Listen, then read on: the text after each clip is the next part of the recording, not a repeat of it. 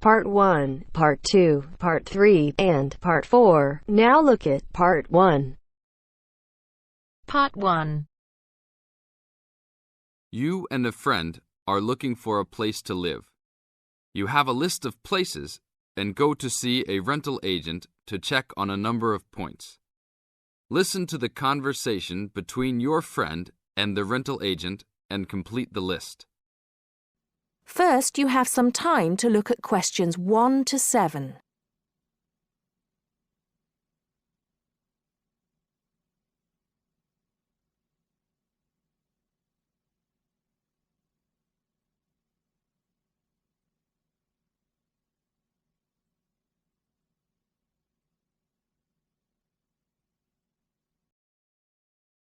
Listen carefully and answer questions 1 to 6. Hi, we've been looking over your listing of apartments for rent and we have a few questions about a couple of the apartments. Can you help us?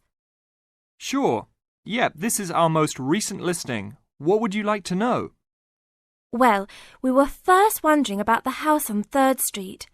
We can see that it is furnished and rents for $135 a week, but can you tell us how many bedrooms it has? Let's see. In addition to the den, it has 3 bedrooms. What about the one on Route 9N? It looks like it's big with a library and a deck, but it doesn't say how much it costs or anything else about it. Oh yes, Mrs. Gaylor's apartment. That one is actually only a 10-month rental and it is going for $156 per week. It's quite a nice place. She only rents for 10 months each year because of horse racing season. Then her relatives all come to stay, so tenants have to move out. It's a little bit inconvenient, but past tenants have really enjoyed their stay there. Oh, well, we need it for a full year. I guess that one is out. How about the rental on Browen Drive? How many rooms does that one have? As it says on the list, it has 2 bedrooms and a private kitchen and bath. But it's actually a very small place. That's why it's a bit cheaper. Oh. Well then, what about the one that has 3 large rooms? Who is renting that property? That one is a good deal. Mr. John Smith is renting it. But he's quite eccentric and he has a strict rule about no pets. How about cats? Nope, absolutely no pets. Well then, how about this studio apartment rented by Mr. Bo Jensen? How is that one? That ad is actually a bit deceptive. The studio apartment is the whole upper floor of an older house.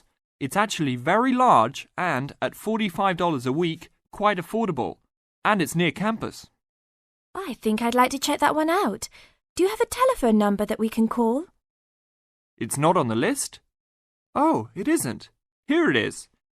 You should ring area code 518 and then 543-7790. Thanks. I think I'll call on that one first.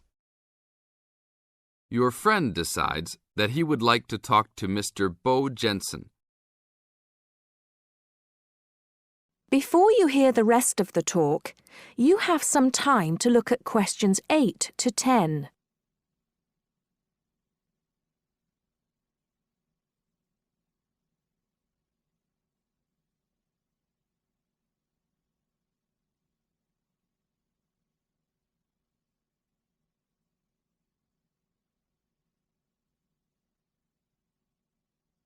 Now listen and answer questions 8 to 10.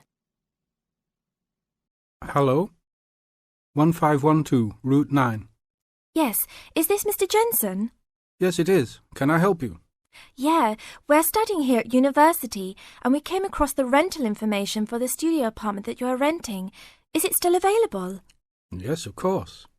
I actually just placed the ad and you're the first person to call. Is there anything you'd like to know about it? Yes, actually there is. As students, we are on the internet a lot, and we heard that some homes in the area have high-speed connections. What type of connection do you have there now? Oh, that's an interesting first question. But I guess I have heard that too. But we just have a phone line here. Nothing fancy. I think you can have a cable line installed, but it's just a phone line for now. Okay, well maybe we can do that. What type of heating does the apartment have? Now there's a more traditional question. We have oil heat here. It's an older house. That tends to be a little more expensive during the winter, right? Yeah, but there's nothing to do about it. It would cost too much for me to put in a gas heater. What else would you like to know about the apartment? Well, we heard it was quite big. Is it furnished? Actually, yes. I should have put that in the ad. It has an old couch and a couple chairs, a dining table, refrigerator, stove, and even a dishwasher. Does it have any beds? Yep, it has 2. That sounds great. When is the apartment available? You can have it tomorrow night if you want. I just have to clean up a couple things before you get here. Do you want to come over and see it first? No, it sounds fine to us. I actually know the street too, so I know the area. We'll take it. That is the end of part 1. You now have half a minute to check your answers.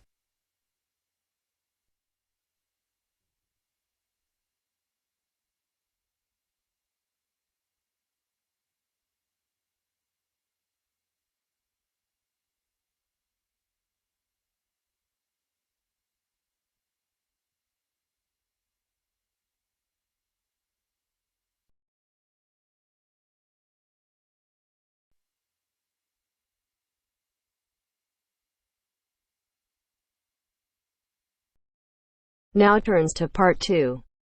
Part 2. You will hear 2 flatmates, Tom and Richard, talking about their new flatmate who has just moved in the week before.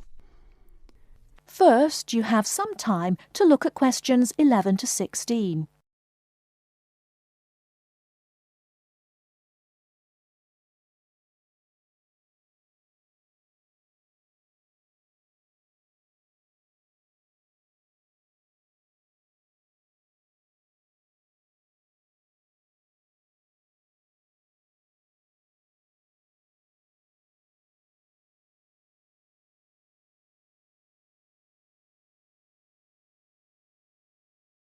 Now, listen carefully and answer questions 11 to 16. Hi, Richard. I'm glad I caught you here. Can I just talk to you about something? Our new flatmate, Anders, is not quite what I had hoped. I was wondering if you shared my concerns about some of his behaviour. Yes, Tom, I know what you mean, but we can't be entirely negative. He has good points. I mean, at least he's quiet. He doesn't play loud music all night or bother others or turn his TV up, disturbing everyone. Sure, he's quiet, but remember our last flatmate? He'd say hi to you and smile and treat everyone politely. In comparison, this new guy is very impolite. He just grunts in reply and sometimes ignores me altogether. I guess that's just his way. You know, just his character. I don't think he realises he's being impolite, and it shouldn't matter to us too much. We can just ignore him too and quietly live our own lives.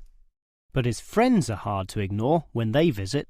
I know what you mean, but how often does that happen? I rarely see them, maybe once or twice a month.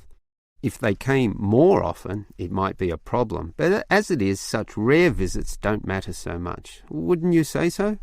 Well, I'm not sure, since it's very obvious when they're here because of all the cigarette smoke in the house. It stinks up the place, and you know we don't allow smoking on the premises. Well, I've never seen them doing this. Maybe they do it outside. Perhaps we can talk to Anders about it. Always remember, though, in one respect, he's a good tenant, and it's the most important aspect. The previous flatmate would always pay the rent late. I know what you're going to say. This guy pays promptly. But there's more to being a good tenant than prompt payment. I mean, you need to turn off the TV, clean up your dishes, dress respectably, be polite, and so on. I guess what I'm saying is that basically you need to cooperate with the others, and this new guy fails significantly in this respect. OK, I suppose you have a point there. Before you hear the rest of the talk, you have some time to look at questions 17 to 20.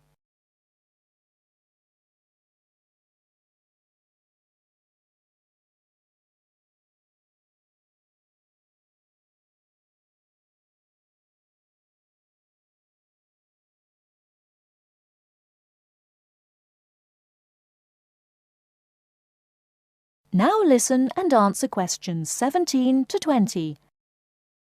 I tell you what, Tom, why don't we talk to our new flatmate, Anders, about these issues? If we throw him out, we'll have to go to all the trouble of finding another flatmate who might not necessarily be much better. So, let's give the current guy a chance. Here, I've got a piece of paper, so let's make a short list of issues to discuss with him. Get it out into the open. Sure, we'll give him one more chance. So, write communication. And let's tell him to... Well, we can't change a person's personality overnight. So why don't we have a weekly tenants meeting and we can just ask him to attend. That way we can get to know him better. I'll write attend meeting and we can take it from there. OK, but we have to tell him about his friends. They can't just do whatever they want. Write a heading friends and then write don't smoke anywhere, inside or outside. Well, instead of being so direct and possibly causing offence, I'll just write follow rules and verbally mention the rules. TV off by 10 p.m, no loud music or bad behaviour, including smoking. OK, do that, but I still think we need to specifically mention that last issue. You know how I can't stand the habit. So I'd like this to be another and separate point. Cigarettes, strictly forbidden. And it's important to include the strictly here. We can't pussyfoot around too much. Sometimes directness is necessary. OK, I'll write that. Forbidden. OK. And what about cleaning duties? Anders is a little too relaxed about that. Dishes are sometimes not washed, dirty teacups are left around the place, and so on. So, write, must do better. Yeah, again, Tom, he might take that personally and it could cause a scene. I'd rather be general. I'll write must be done and I'll tell him that that's for everyone, not just him. OK? OK, as long as he gets the message. That is the end of part 2. You now have half a minute to check your answers.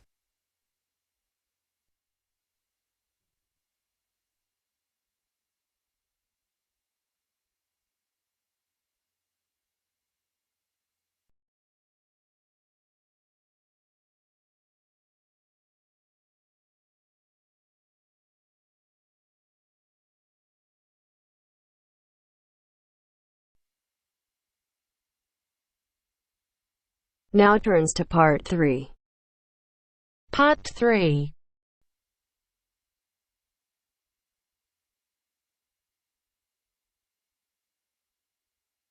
Now turns to part 3. Part 3. You will hear Peter Walsh being interviewed for a job. Listen and choose the correct answer for each question. First, you have some time to look at questions 21 to 25.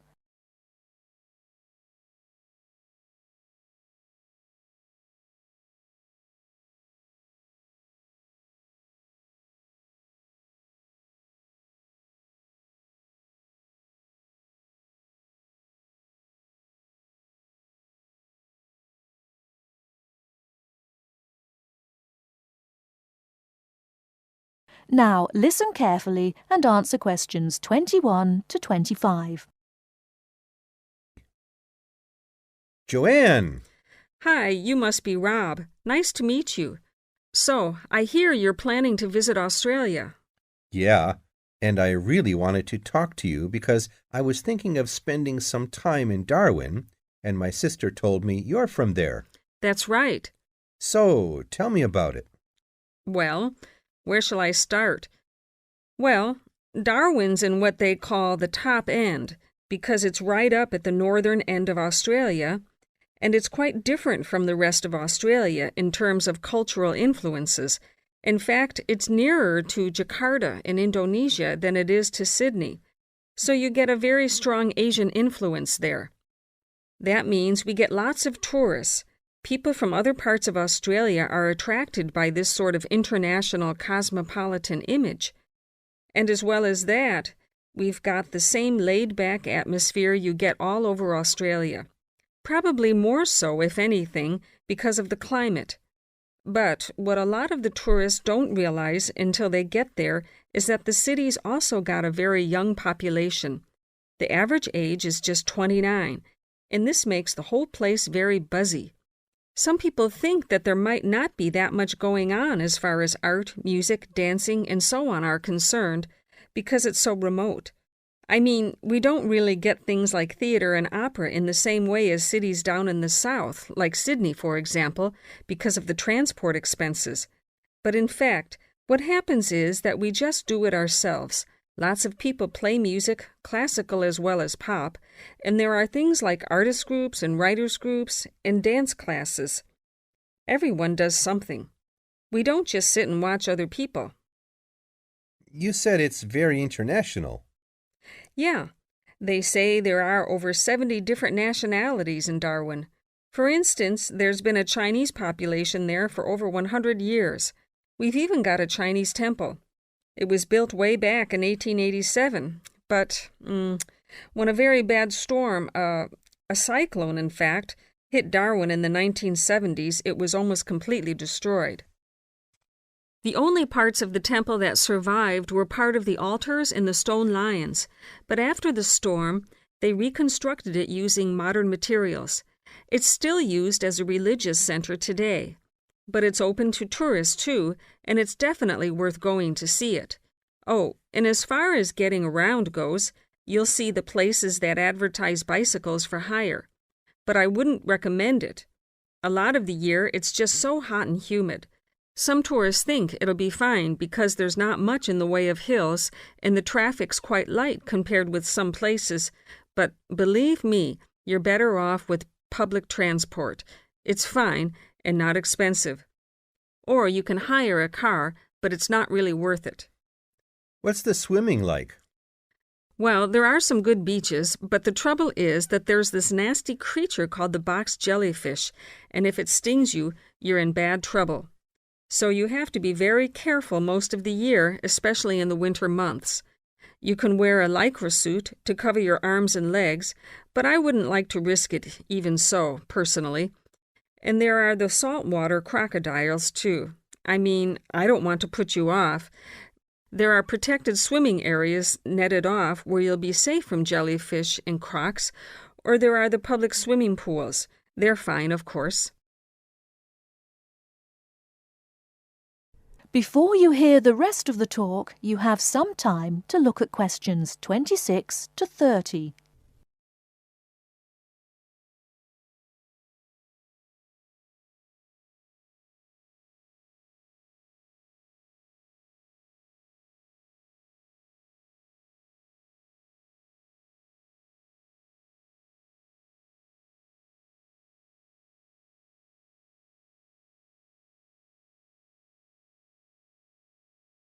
Now listen and answer questions 26 to 30. And answer the questions. Please sit down, Mr. Walsh. My name's Jane Swain, and I'm the personnel manager. Hello, how do you do? Now, this is just a short preliminary interview. I'd like to chat about your present job and what you've done up till now. Yes, of course. Well, could you tell me how long you've had your present position in Weston's? It is Weston's, isn't it? Yes, that's right. I am not sure. Let's see. I left university in 2005. Is that right? Yes, 2005. Then I was unemployed for about 3 months. And then I traveled round America for a few months. So, yes, it must be about 3 years now, in fact. Yes. And have you any particular reason for wanting to change jobs? I mean, why do you want to move?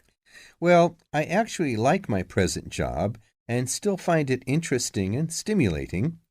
The salary's okay, so it's nothing to do with money, though you can always do with more. I suppose the thing is that I'm really very ambitious and keen to get promoted, so that's the real reason. You say you like your job. Can you tell me what aspect you like most? Oh, my dear, that's difficult. There are so many things. The other people are great. There's a good cooperative atmosphere. I mean, among the staff, and compared to other companies, the conditions are great. I mean, the office itself and the working conditions. And then there's the fact that they give me lots of room for initiative and let me make decisions. You know, that's what I really like most about the job. Yes, well, we're looking for someone like that. You know, someone who isn't a clock watcher and who isn't too concerned about working fairly long hours. Oh, I don't mind that. I'm used to it. And what about your education? You went to Manchester University, didn't you? Yes. After leaving school, I started a diploma course in design, but I decided to give it up and did an arts degree at university instead. Good. And have you done any courses since?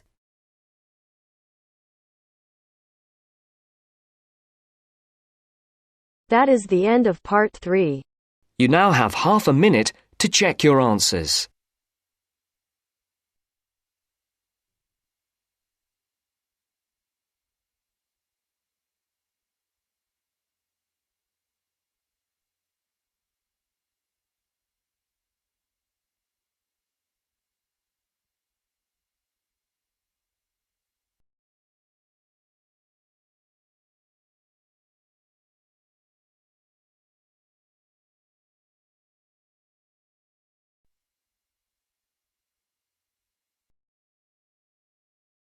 Now turns to part 4. Part 4. First, you have some time to look at questions 31 to 40.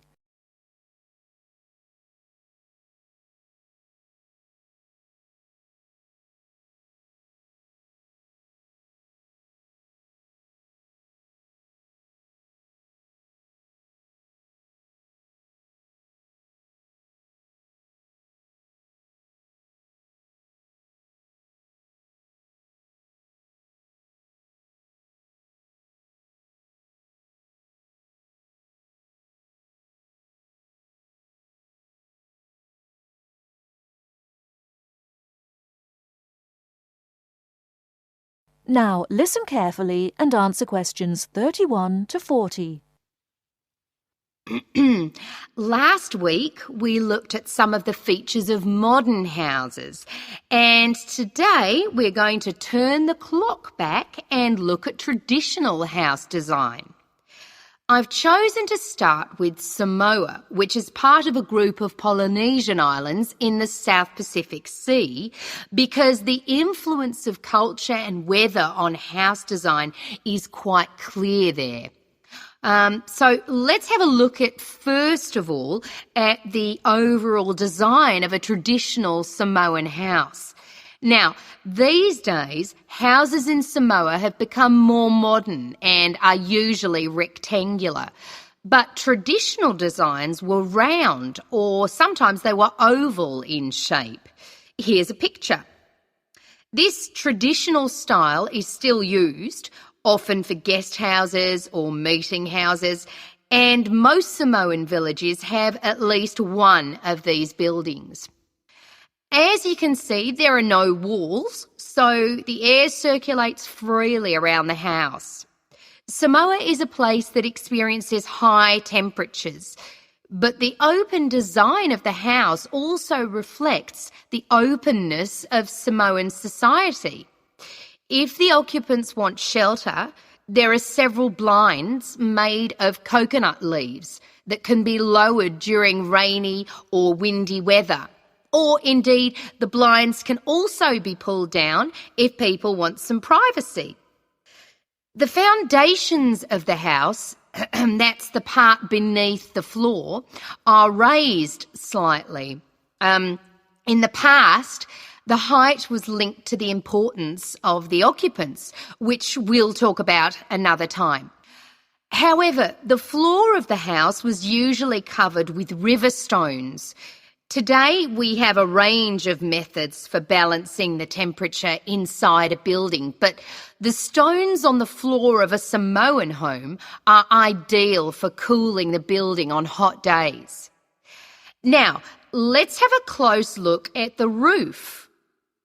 This, as you can see in the picture, is dome-shaped and traditionally thatched or covered with leaves from the sugarcane. That's an established crop in Samoa. This was a job for the women, and it involved twisting the leaves and then fastening them with a thin strip of coconut leaf before fixing them to the roof in several layers. Now, the shape of the roof is important. You can see that the sides are quite steep, and that's done so that the rain falls straight to the ground without moisture going through the leaves and causing leaks or dampness inside the house. Then you'll notice how high the top of the roof is. This is a way of allowing heat to rise on sunny days and go through the thatching, thereby cooling the house. So, how does the house stay upright? Well, there are a number of evenly spaced posts inside. They encircle the interior of the building and go up to the roof and support the beams there. They're also buried, usually about 1.5 meters in the ground to keep them firm. These posts are produced using local timber from the surrounding forests. They're cut by men from the family or village, and the number varies depending on the size and importance of the house. Now, these posts were a very significant part of Samoan culture and did much more than hold up the roof. When there were meetings, people sat with their back to certain posts, depending on their status in society. So there were posts for chiefs, according to their status, and posts for speakers, and so on. And ordinary people sat around the side on mats. The last area I want to look at today is the attachment of the beams and posts, what you call fixing the construction. Traditionally, no nails or screws were used anywhere in such a building. Instead, coconut fibres were braided into rope to fix the beams and posts together. The old people of the village usually made and plaited the rope. This was a lengthy process. An ordinary house used about 40,000 feet of this rope, and as you can see in this picture, the rope was pulled very tightly and wound round the beams and posts in a complex pattern. And in fact, the process of tying it to the beams so that it was tight and strong enough to keep them together is one of the great architectural achievements of Polynesia. That is the end of part 4. You now have half a minute to check your answers.